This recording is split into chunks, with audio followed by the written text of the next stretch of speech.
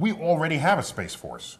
It's a branch of the Air Force. It's called U.S. Space Command. They're the ones that put the GPS satellites up in orbit. GPS, the modern version of navigation that astronomers have been so deeply tapped for that expertise over the centuries.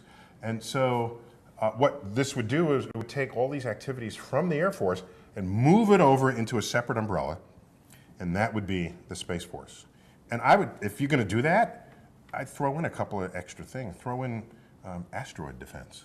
How about that? Yeah. Nobody's got that. Nobody's doing that now.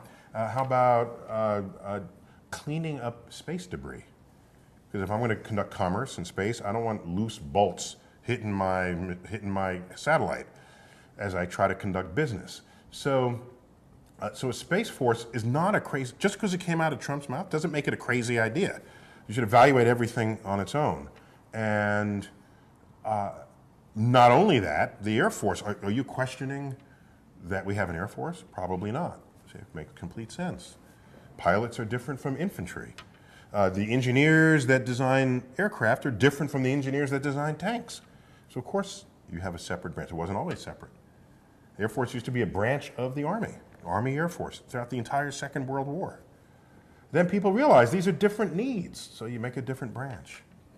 What I would say is, as we go into the future, if you want to think this way, could the military use a cyber force? Yeah. Okay? War is different. It's not it's not lines of soldiers marching across borders the way it had been for so long in history. There's other ways you can disrupt the sovereignty of a nation.